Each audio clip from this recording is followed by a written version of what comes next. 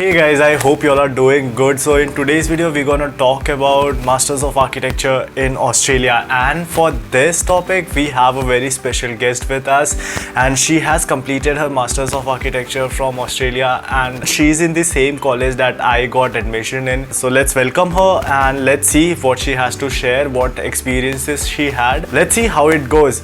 And guys, for the people who are here on my channel for the first time, my name is Saransh Singh and I'm an architect by profession, and I keep making such videos on regular basis, so feel free to check out my other playlist also. So let's get started, guys.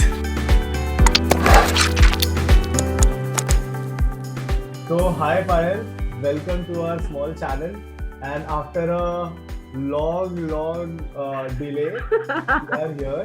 I know. But sorry about that. Really sorry. But glad we are here. So guys, Payal is doing her Masters of Architecture. In fact, she has completed her Masters of Architecture from University of South Australia.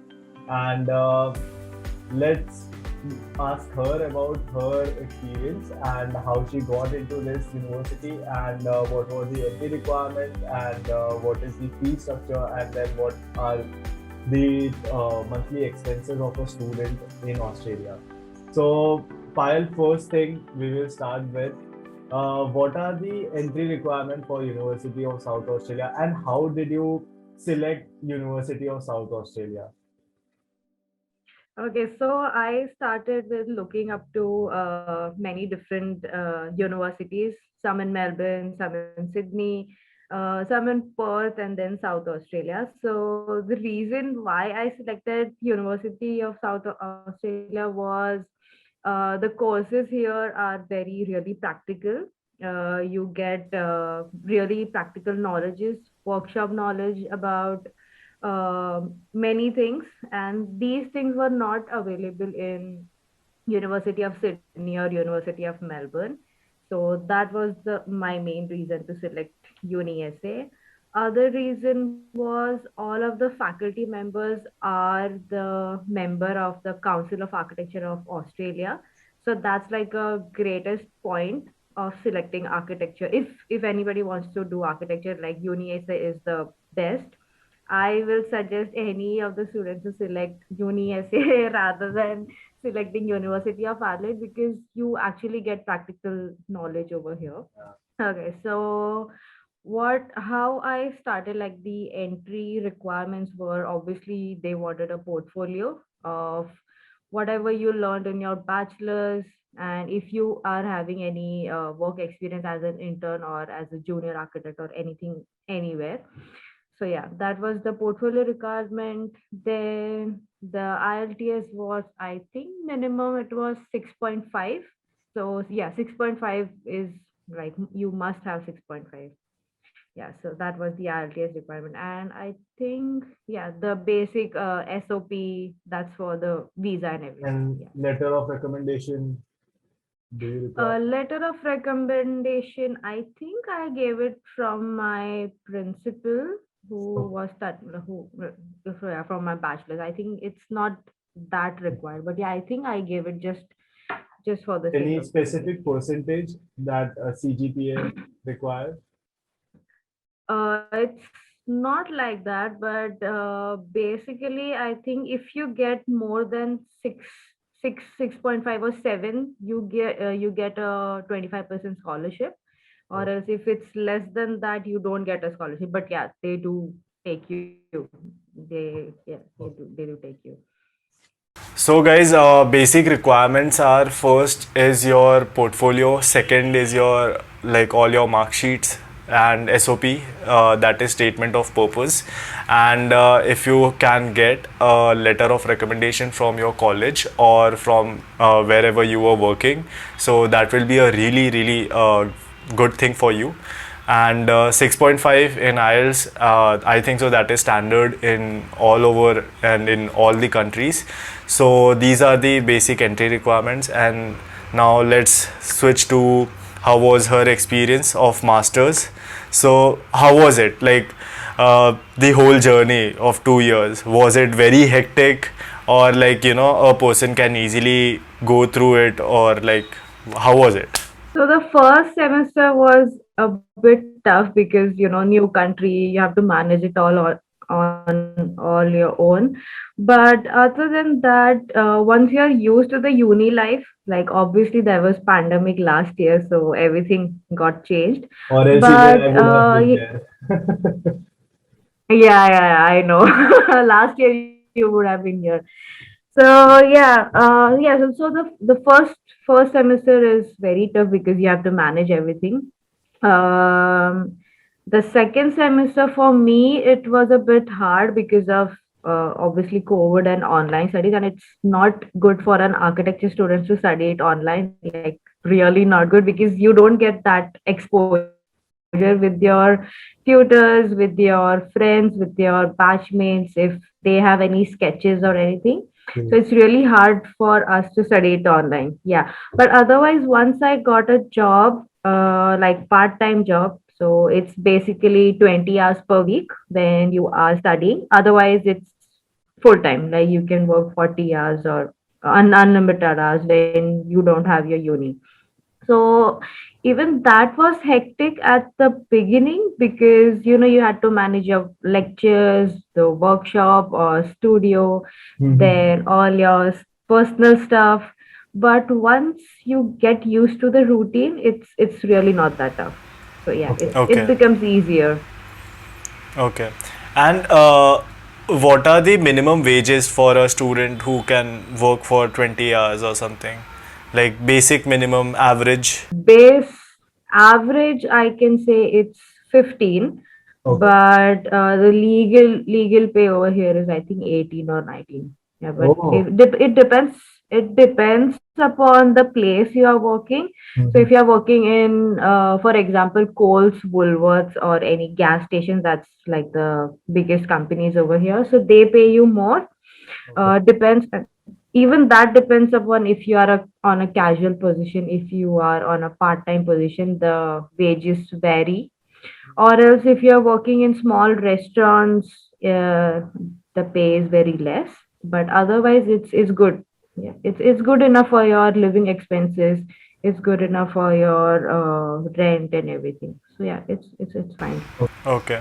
So on this point, like living expenses, what is the monthly expense of a student in South Australia?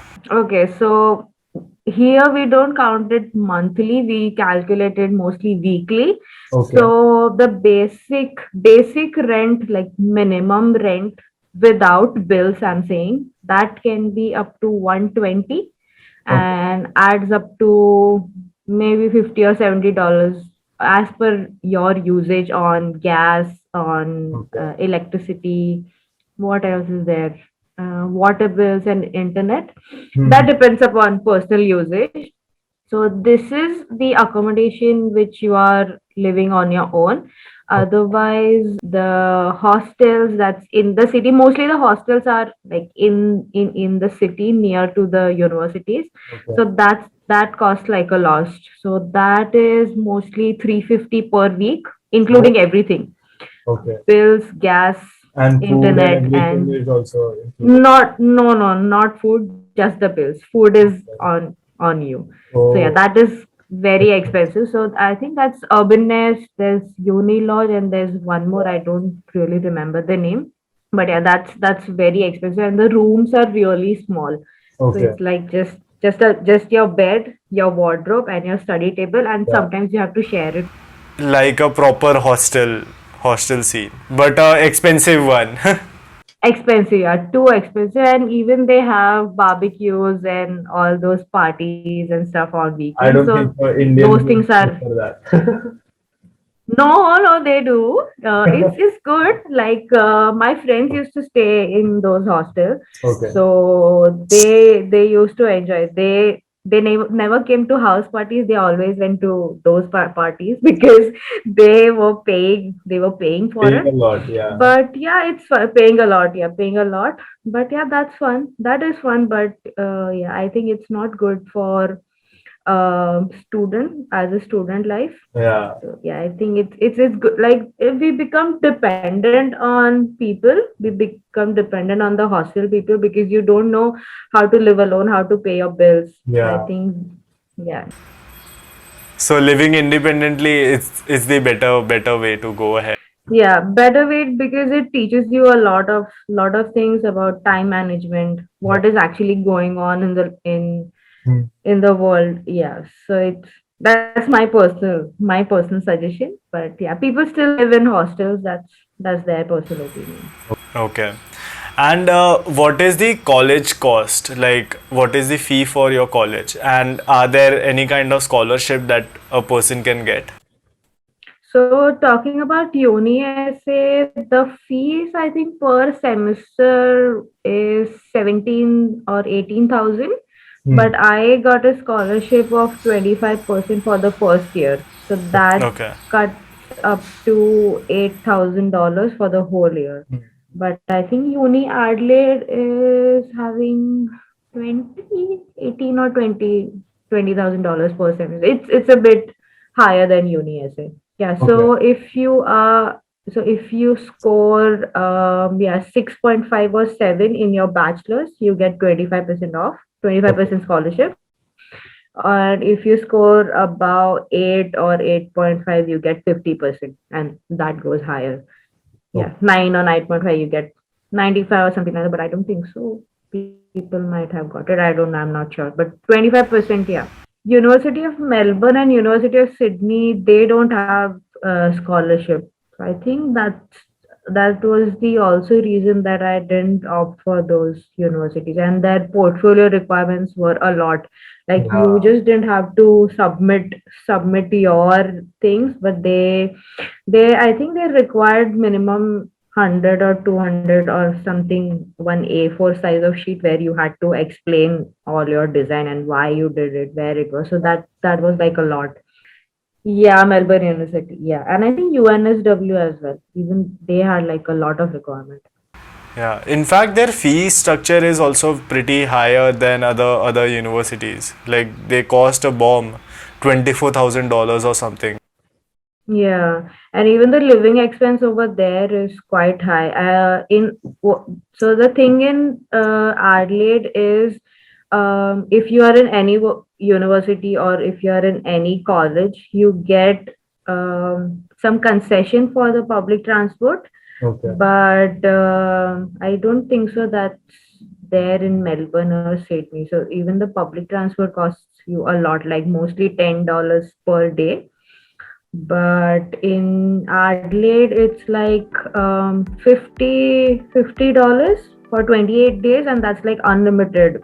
Okay. Unlimited, like you can travel any time of the day for any time. Yeah, so Okay. it's very And one more thing, like when I was selecting University of South Australia, one more beneficial point for me was the work visa. So the thing is, if you are studying in Adelaide or South Australia, so that's the 2 years of your masters. Plus, if you get experience, I think of 1 year or 2 year, so Hmm. that adds 5 points if you are applying for PR. So mostly, many of the students are doing is they are studying in Sydney or Melbourne, completing their 2 years of masters, and they are flying back to Adelaide just to Okay. get work experience. So yeah, if you Oh. get work experience over here, you get 5 points extra. Plus, I think you get one more year, like 1+ year for your Yeah. PR. It's That's two your plus two plus. postgraduate visa. 2+1, yeah, 2+1. So that's like a beneficial if you are studying in Adelaide. Okay. Yeah, that's a very big point for us actually. Like two Yeah, plus actually, one. five points is lot. Yeah, people think that 5 points, yeah, it's just 5 points, but no, five Yeah. points really matters. What is your experience like as a student, as a Hmm. student in South Australia or in Australia? Like, how was your experience? Is it very hectic? Do you suggest Hmm. other people to come to Australia, or like how Hmm. your life was like till now? Okay, so when I came here, first thing I was really happy and very excited that I started studying in Australia. But being a Mumbaiker, it was really hard for me in South Australia for the first few months. I think first was 1 or 2 months Because life here is really very slow, very very slow. Okay. There's no nightlife, literally no nightlife. Everything closes after 5 p.m. Like even all the 5 p.m. supermarkets. Not Yeah, even I'm 7. not joking. Yeah, 5 p.m. Yeah, Oh, just I think in 2 or 3 days, things are open till 9 p.m. But otherwise, weekends are dead. Saturday and Sunday after 5 p.m. supermarkets are closed. There you can't buy anything from literally anywhere. It's dead silent. I wish I could show you outside. It's huh. dead. It's dead. But the nightlife, if I say Friday night, Saturday nights, it's the best, Okay. literally the best. So, and plus, South Australia is called the festival state of Australia. So, there's a lot of things happening over here. Every month or every weekend, there's new things happening. So, there's light show, there are a lot of concerts, there are many wineries around South Australia. So, you can go wine tasting. So, there's a lot of things that you can do, and there's a work life study balance over here. So if you're studying, you get that much time for yourself to spend on, because things are really close over here. You don't have to travel much. Basically it takes you almost like an hour to travel from one place to the other. Okay. So it's that close. But the thing is, the public transport is very it's not that frequent. So the thing is, you have to take a bus from your home to the city and change another bus to go somewhere else. So that is the one thing that I don't like about South Australia, because the public transport is not that good. But otherwise, work life balance is good. On weekends you can go for hiking, you can go do kayaking and everything. So it's really really very close by. Beaches are close. I think there are 10, minimum 10 beaches which are close to the city. Yeah, like It's really, everywhere in it's really Australia good. there are 10 beaches. 10 beaches, yeah, the which is like really nearby. Yeah. So yeah, there's if students are planning to come to Australia, I think my first preference would be South Australia, because yeah, work life study, everything is really balanced over here. But when I listen to stories from my other friends who are in Sydney and Melbourne, their life is a bit hectic, because they have to travel a lot from one place to the other. So that takes a lot of your time.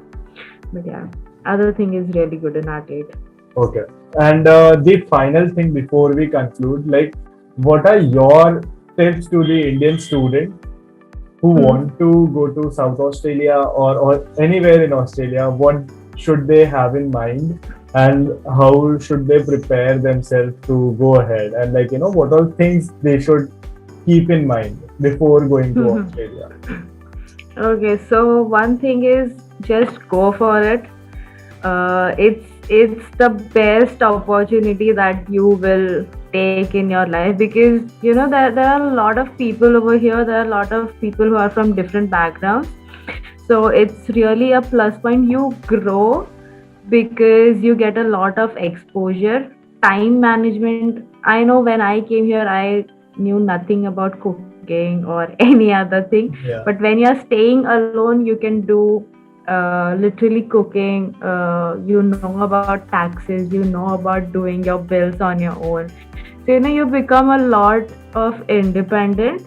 So I think, yeah, that's like the best thing that can happen to you. But one thing is, you'll have to forget about all your friends, all your family. I know that's really hard, but all the other things that come with it, it's really best for your personal growth. Yeah. So it's like you have to really focus on yourself, your life, building yourself over there, and like for a time you have to keep everything aside. Yeah. But even here you will find a lot of friends who are like-minded. So you study as well. You go to parties. You do a lot of other things which you will have not thought about doing it when you were in India. So Yeah. I think it's the best thing that can happen to anyone. Okay. So, guys, I think so. You have heard all about Australia and all the processes. Like, I think so. We have covered everything from the beginning, like your entry requirements, your study work visa, your fees, and your scholarships, and then even your, like, her personal experience. So, all these things that she has said, she has said from her personal experience, and you have to keep all those things in your mind before going to Australia. And even when you are in Australia, you have to keep all these things in mind. So remember all these things. And guys, if you have any kinds of doubts or any kinds of queries or anything, you can mention it in the comment section below. I will try my level best to reply to them and solve your queries. And if I have a doubt, I will definitely contact Payal again. Definitely, So- yeah, sure. Though she is very busy, she keeps very busy, but it's okay. No, like, no, I will. I can get a reply from her. I'm damn sure about it. So, Payal, thanks a lot. Thanks a lot for taking some time out for us. And I won't be keeping you for a very long time. So, thanks a lot again. And your experience, I think so, will be really, really helpful for all the students out there who are planning to go to Australia or who are confused whether to go to Australia or not. I think so many of the students will be opting for University of South Australia after listening Yeah. to this. And in fact, I will tag University of South Australia in this video also. So Yeah, that you should. Yeah, they definitely. should know, like, their student is I'm doing a good promoting. job. Yeah, You right. can ask for a fee refund also. Yeah, I hope they will give, but I don't think so. They will. At least they can appoint you as a, like, correspondence from their college Yeah. for Indian yeah, students. Yeah, that would For be Indian students, good yeah. job, man. I know. Anyway, all the best to everyone who is watching this video, and Saransh is doing a great job helping all the students. And yeah, this is great. This is great.